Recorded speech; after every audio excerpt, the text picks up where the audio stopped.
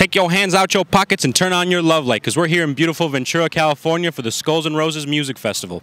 Over here we're going to be seeing a lot of Grateful Dead jam bands. We're going to see Phil Lesh and Friends, O'Teal and Friends, Reckoning, Dark Star Orchestra. We're going to be talking to a bunch of heads, old and young. We're going to be talking to the vendors, going down Shakedown Street, and seeing what the Grateful Dead experience is all about. What can you tell us about Skulls and Roses? Skulls and Roses is the best festival on the West Coast now. It's not corporate, it's all family, Grateful Dead. Ventura. Everything is so grown into this amazing colony of people. Jerry always described it as a bacteria colony. You know, a bacteria colony keeps multiplying and spreading, but there's good bacteria too, not only bad. It's inside your gut right here, man. Good biome. And don't forget that you are the future. It's you that carries the torch. We just set this up. I hope your strong shoulders are going to take over mine. Hit me harder than I hit you. Attaboy. Do you still listen to the Dead and only the Dead? And I'm like, well, this Jerry band, you know? Pretty lady ain't got no friends. Tindy man comes around again.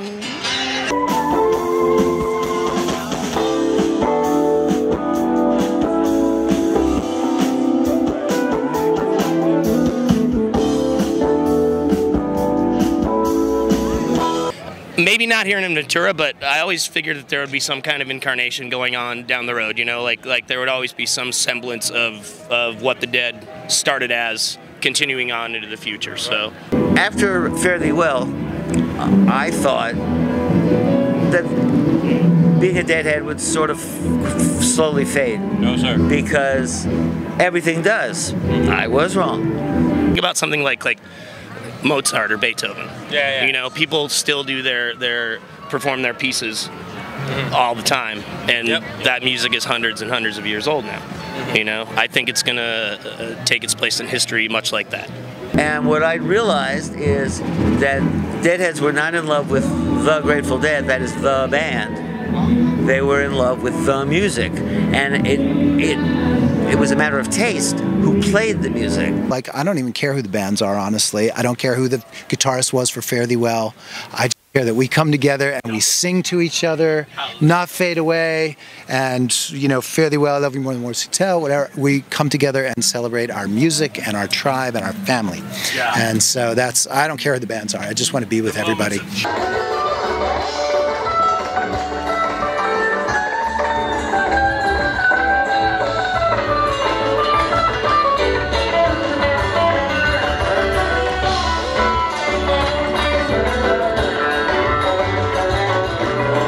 It all started in 3rd grade, right? I didn't really make a connection with the rest of the class. And the next thing I knew, I was on a deadlock going, oh my God, my people.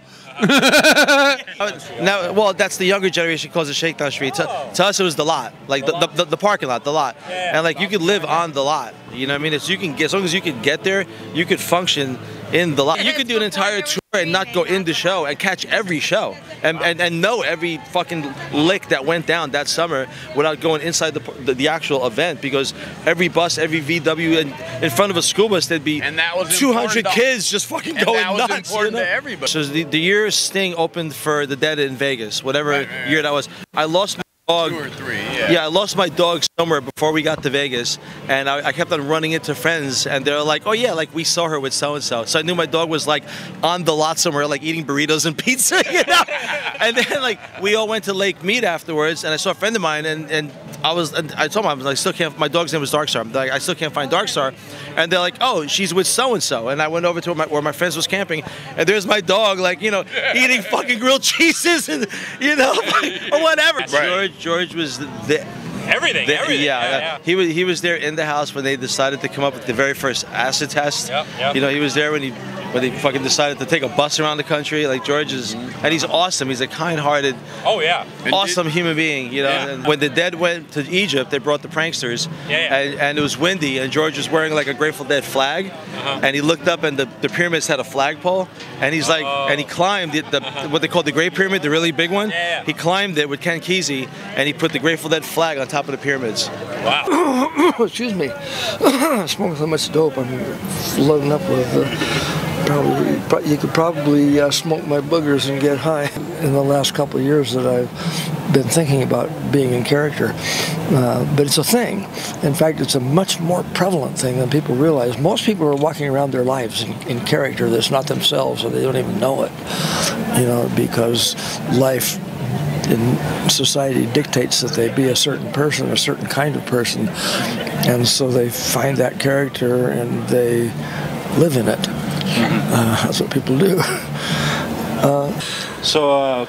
Isn't it kind of a beautiful thing that, you know, 60, 70, 80 years later we got all this and it's still going on? It is. It's amazing to me, and it is a beautiful thing. I'm blown away by it daily.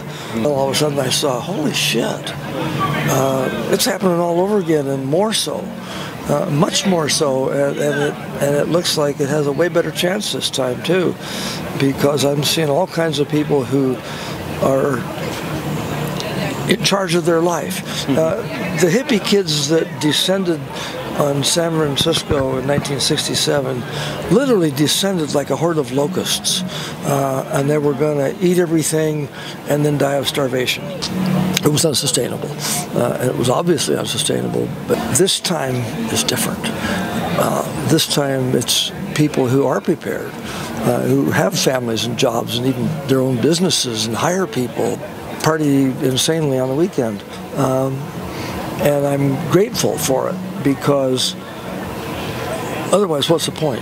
What this tells me is it was a success.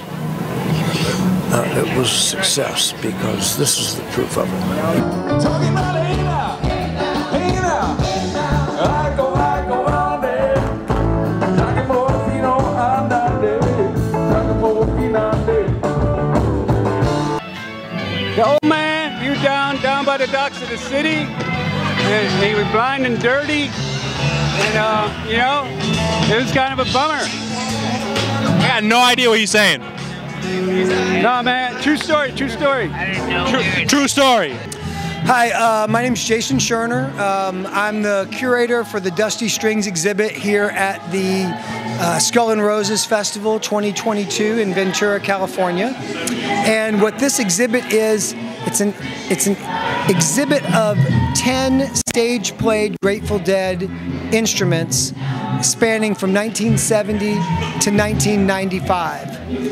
What we're doing here that's really different is not only are we displaying a collection of instruments that hasn't been seen together anywhere outside of a Grateful Dead storage locker, but everything is being used on stage at one point in time or another throughout the festival. So it's become an interactive exhibit. It's an exhibit for your eyes, for your ears, and for your soul. And that's the first time this has ever happened? It's the first time that we know of where there's been an exhibit where the instruments circulate from the exhibit to the stage so that they can be heard and experienced by not just the musicians but the crowd throughout the course of the festival. So you didn't see Jerry back in '95? I did not. Or huffing a bunch of nitrous? I believe I was 4. So what's it like doing just kind of working here at the festival? It's nice, get to meet with everybody, get to talk with everybody, get to socialize and interact and see what everything's all about. As long as everybody's having a good time, we're having a good time, right?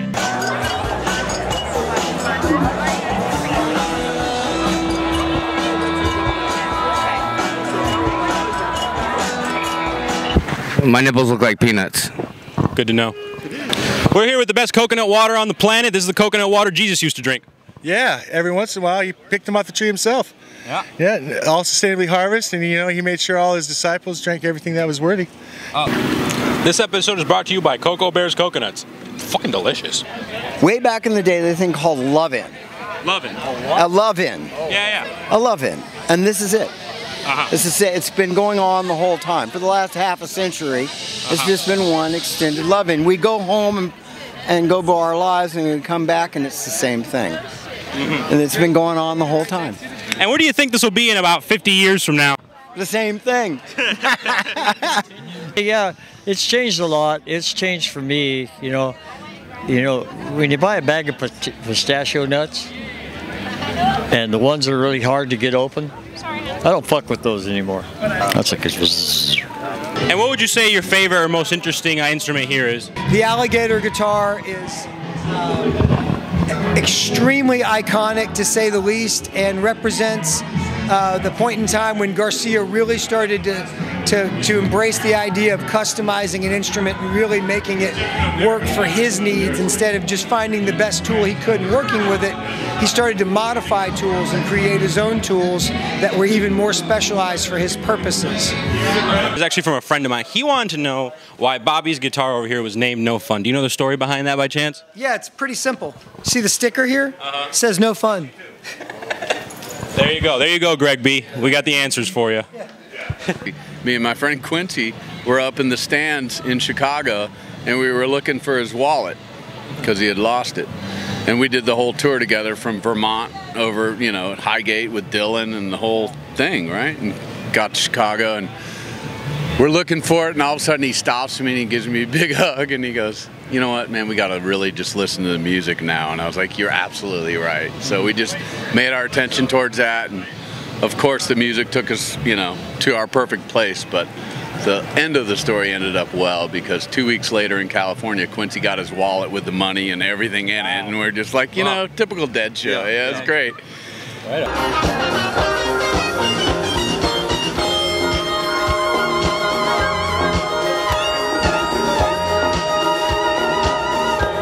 All right, sir, what can you tell us about these guitars today? That bass had one speaker dedicated to each string.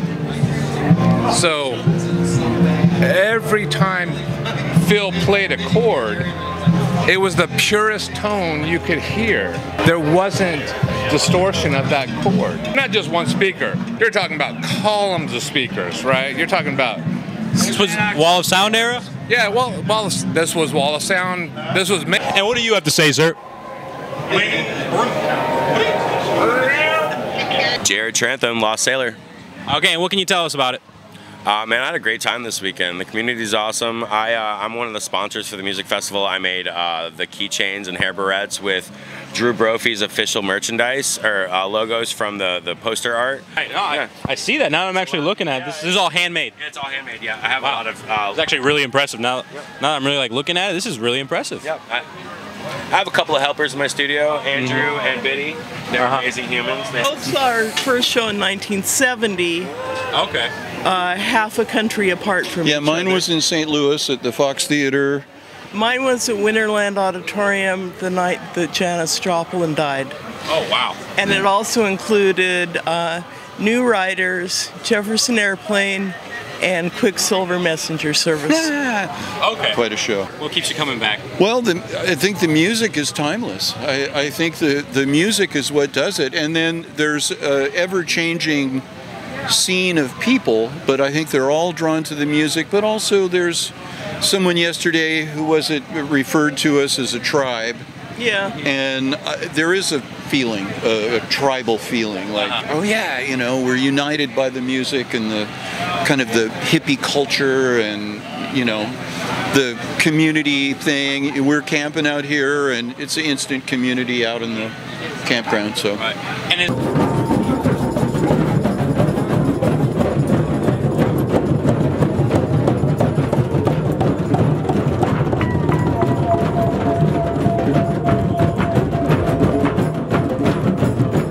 I'm glad to see younger people taking up the torch and being kind and loving to each other, and that feels really good. There is a difference, though. The younger scene seems a little less aware of not leaving a whole bunch of litter behind when you leave the show. That in the old days, there were people who conscientiously picked everything up and put it in bags for, you know, the staff that was going to have to clean up afterwards. Very respectful, very thoughtful. It's a great experience. Skull and Roses is the best festival going on. In the world? Probably, right now. All right, we're here with these two gentlemen who are with the Going Further Down the Road Foundation. That's Zane Kesey's foundation to restore the original bus. Now, for those who don't know about the bus, can you tell us, you know, kind of what why the bus is important to American history? The bus is really important to American history. It was kind of the catalyst that transformed America from the boring black and white 50s to the psychedelic, colorful 70s. And it was painted in the early 60s, and then by the late 60s it was already parked on the barns. Represents part of rock and roll history. Godspeed. All right, take care. So these are our signature marsupials. They have a nice little kangaroo pouch right here. Okay. They've got a nice little zipper pouch with a hidden pouch inside, so that all your to put what in there? Well, I mean, maybe if you've got like an extra $100 bill or a bag of sass or a bag of weed. I mean, it doesn't really matter, you know. Whatever. It's here to sell. I'm not to judge. Yep. I don't mean whatever you once they're yours, they're yours. Used toilet paper? Put that in there. I mean, if that's your It'll fit. if that's your bag, you know. I mean, if you like used toilet paper, then yeah, stick it in there, you know. Hi, I'm Sarah, and my company is Rose and Bolt. We're officially licensed Grateful Dead jewelry. And so this is my Rose and Bolt collection.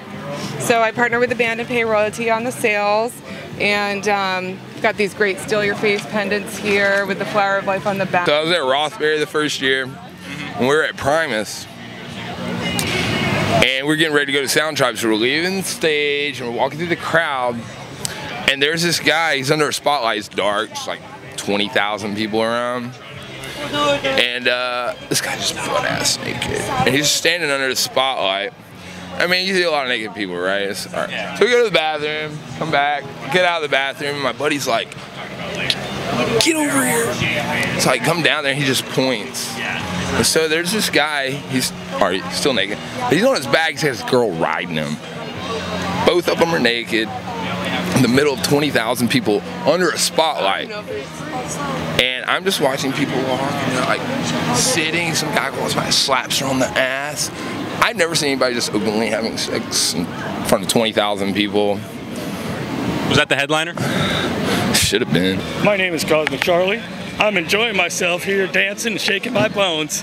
And there's a rumor, I don't want to get anybody's hopes up. There's a rumor swirling around that Phil fucking Lesh is going to play music right here in this room tonight, and that first bass bomb is going to cleanse like a kombucha for all of our innards, and we are going to groove tonight.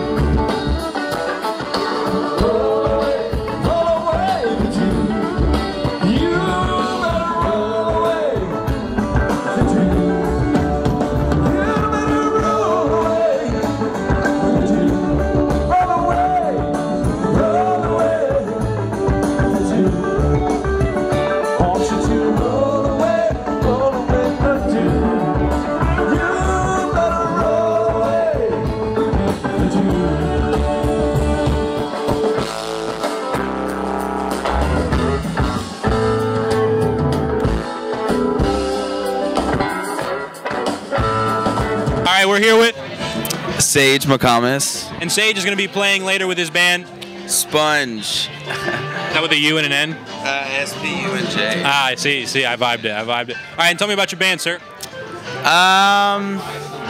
I guess, yeah, we're just like a new age jam band, super high energy, you know. We're based in the P&W up in Eugene, Oregon, but now we're trying to just tear it up all over the West Coast.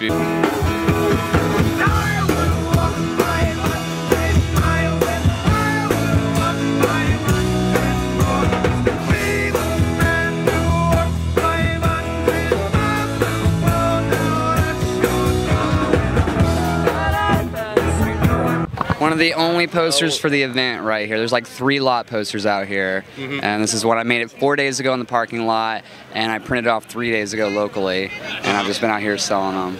Okay, if I'm like over yonder, they're like, yeah, we got them. And so they take me with them, and they're like, you know, so they take me with them, and they're, ooh. Would you guys like some goat cheese stuffed baby Bella mushrooms? Whoa, could I have one? There's 3 of them here. Oh shit! And there's 3. Tell me about your first show. First show, Spectrum 82. Oh, but I would rather tell you about my first West Coast show that was here when I was 16. So everybody in, on the East Coast in that day, they wanted to get down front, and it was really, hectic and stuff. So when I grabbed a Greyhound. I was just barely 16, and came out here, and there were people to the But when I got here, there were people having picnics, and they were with their kids and food and whatever. It was so much more chill than the East Coast. Okay. And then, of course, we were all nice and high. The show started about 2 o'clock, 2:15. Balloons and jackstraw, and oh, this is Grateful Dead, right? So it's 1983. So then, after the show around 6 o'clock, we all poured out onto the ocean, onto the beach. And so it was my first Pacific sunset. There was blue and orange and palm trees, and we're all very high. There were silhouettes of naked people breastfeeding and dreadlocks and sea lions, and it was, I was on the bus. Nothing like a Grateful Dead concert. Oh, nothing. So there has been no Grateful Dead concert since '95. You know, it's kind of like living in Jesus' time, and like after, like it'd be okay, and then afterwards, doesn't matter how strong the sermon is or how, you know, it could be as powerful as heck, but it's like, you know, not Jesus. It's not. I mean, it's just a whole different level. It's just not. So just like there's a video from 1983. So in Harrisburg, where they're going around and they're asking, "What's a Deadhead?" and "What's a Deadhead to you?" Yes. And there's a kid in there who says, "Well, you just drop everything and go to shows, you know, and but it's not about the dead, you know, it's about the people too." Yes. And so. You traveled here just to see the. Well, I've been going all around. Yeah. Not just to see the dead, you know. You're here for the people too. And that kid, he says the same thing today, because that was me. And so we say the same thing today. Now, there's two things you can say in particular about the Grateful Dead. One is that they blended jazz and rock, which is to say improvisation and electric instruments, in a unique improvisation way that invited something for people who don't want their music cookie cutter, who don't want, in other words, they don't go to the show to hear the song they heard on the radio.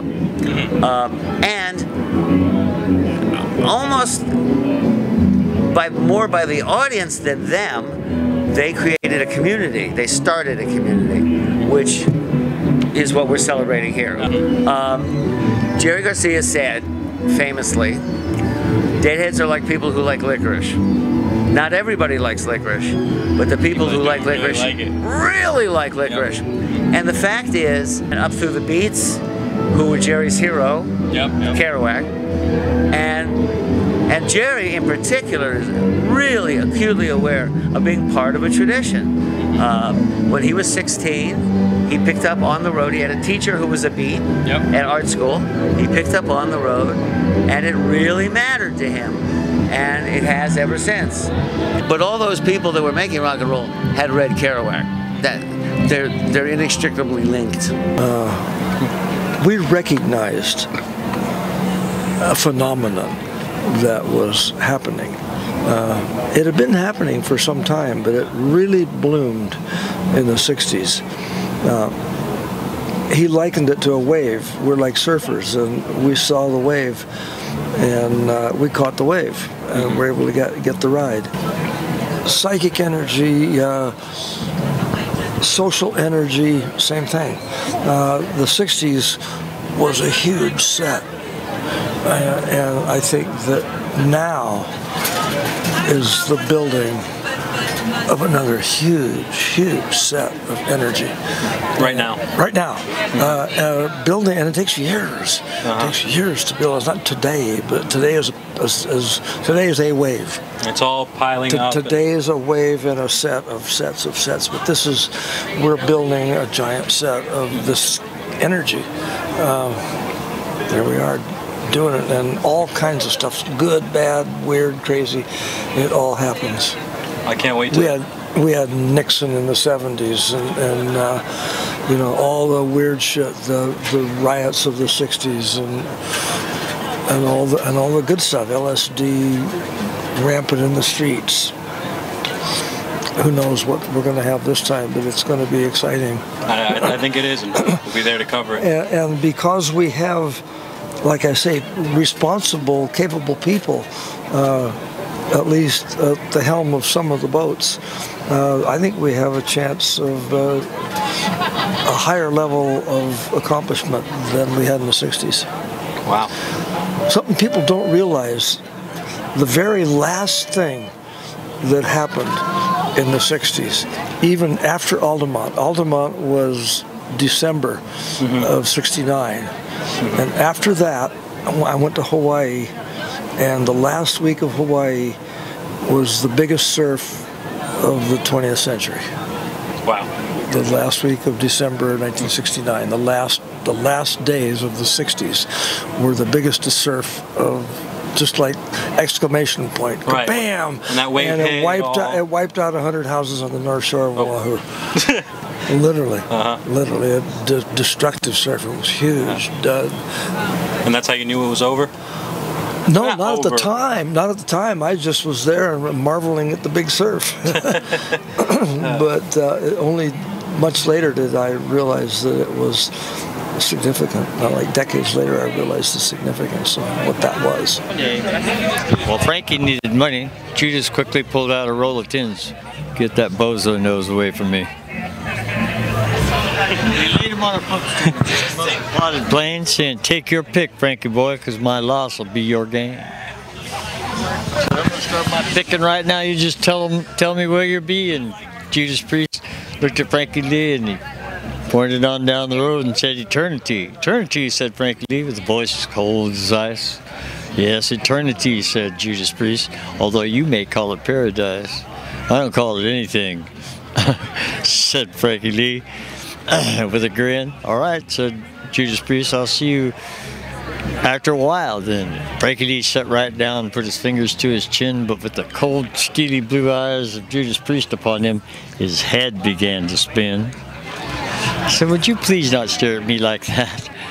I mean, I know it's just my own foolish pride. Sometimes a man must be alone, but this ain't no place to hide." Judas Priest said, all right, I'll leave you here, but you better hurry up and choose which one of them $10 bills you want before the wind kicks up, blows them away, and they all disappear." I said, wow. Frankie Lee finally got to the place where Judas Priest did stand, and it was a house with 4 and 20 windows with a woman's face in every one. And up the stairs ran Frankie Lee with soulful bounding leaps. And for 16 nights and days he raved while he made his midnight creep. And for 16 nights and days he raved, but on that 17th night he burst. Straight smack dab in the arms of Judas Priest, which is where he died of thirst. And the moral of this story, the moral of this little sing-along, is that you really shouldn't be where you don't belong. And if you see your neighbor carrying something, God damn it, help him with his load. And don't ever go mistaking paradise for that home across the road. That's like it was. Love you guys. Stay peaceful.